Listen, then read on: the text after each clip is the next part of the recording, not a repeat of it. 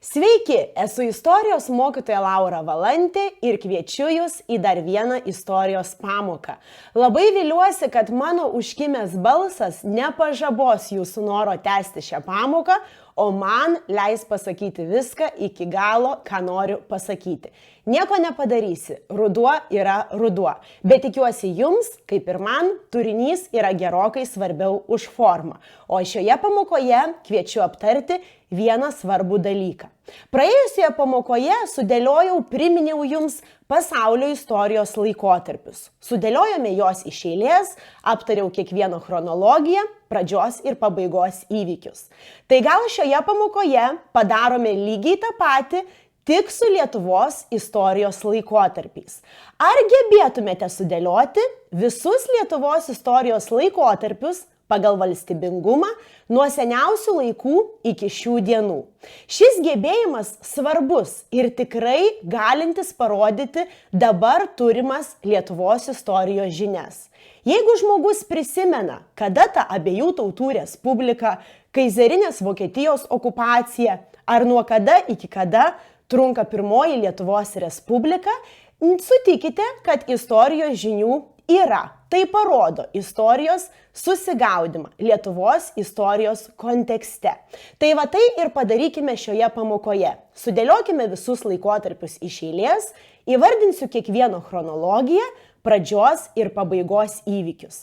Apskritai rekomenduoju daryti taip. Sustabdykite šią pamoką, kol dar nepradėjau kelionės per visus laikotarpius, pasiimkite popieriaus lapą, tušinuką ir pažiūrėkite, pasitikrinkite, kiek žinių, istorijos Lietuvos žinių turite šiai dienai. Sudėliokite Lietuvos istoriją nuo seniausių laikų iki šiandien dienos.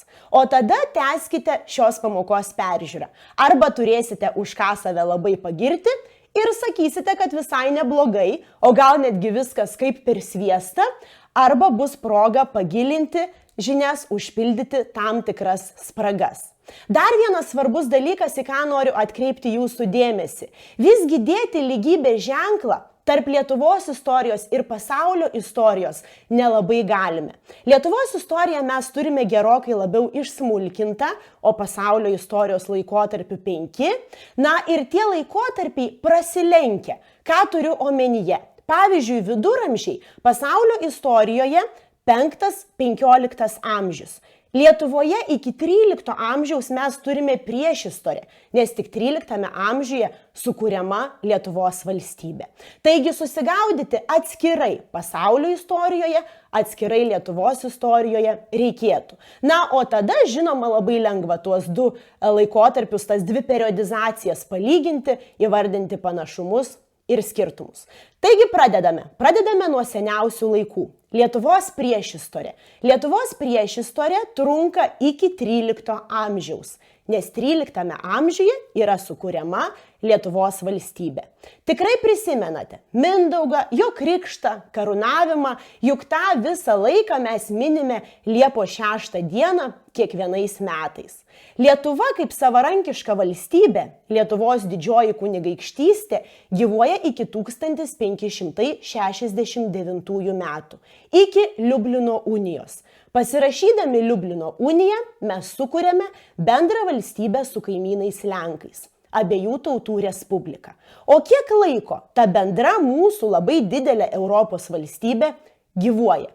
226 metus. Nuo 1569 Liublino unija iki trečiojo ATR padalijimo 1795 metai. Primenu, kad padalijimų išvis buvo 3. Kaimyninės šalis Rusija, Austrija ir Prūsija pasidalino didžiulę, bet labai nusilpusią abiejų tautų respubliką. Po trečiojo padalijimo didžioji Lietuvos dalis atitenka Rusijos imperijai, tik Užnemunė atitenka Prūsijai. Ir turime tikrai ilgą ir sunkų laiką. Laikotarpis tas vadinasi Lietuva carinės Rusijos sudėtyje. Nuo trečio padalijimo 1795 metai iki Pirmojo pasaulinio karo įsibėgėjimo, iki 1915 metų. Čia mes turime ir sukilimus, ir Pliaterytės sukilimas, ir Rakausko, Kalinausko, daraktorių, spaudos draudimą, žodžiu, daug vargų carinės Rusijos sudėtyje.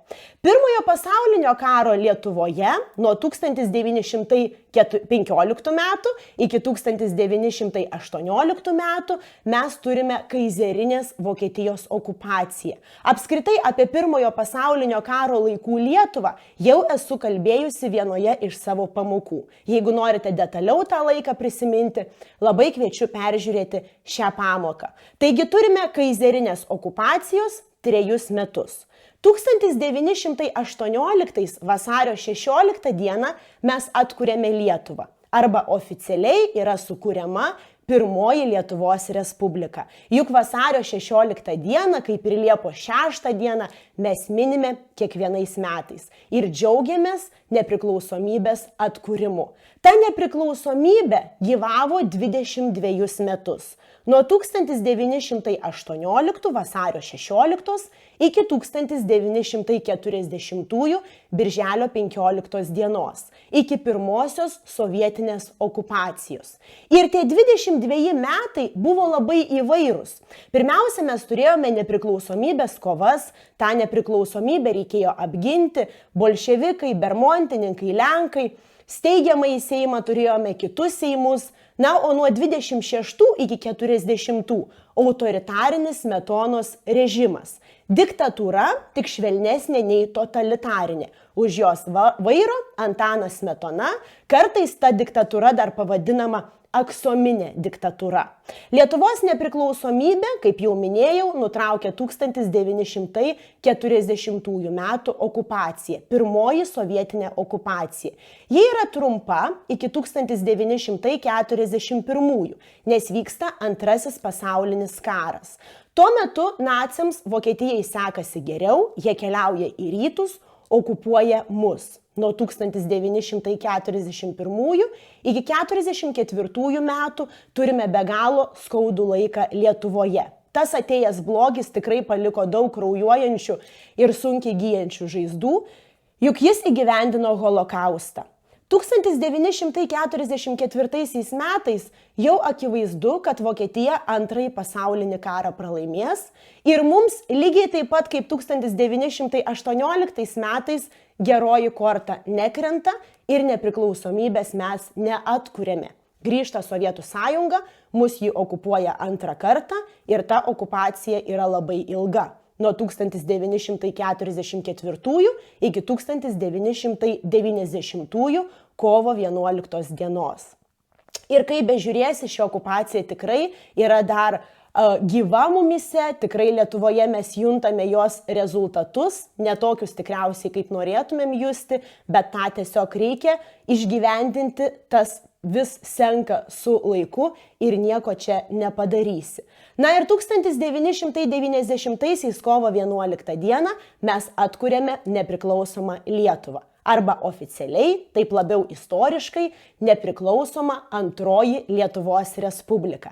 Sveikinu, visi mes gyvename joje ir duok Dieve, kad ji žydėtų, klestėtų ir būtų nepriklausoma amžinai.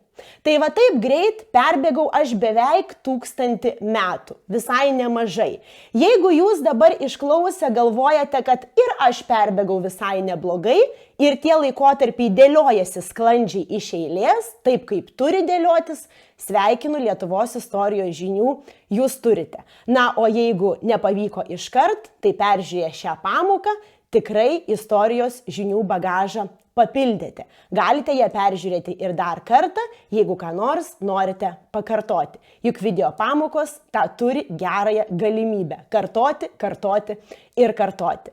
Taigi šioje pamokoje tiek, kitose pamokose priminsiu jums, kartosim kitus dalykus. Prenumeruokite istorijos pamoką su Laura ir susitinkame kitoje istorijos pamokoje. Iki greito.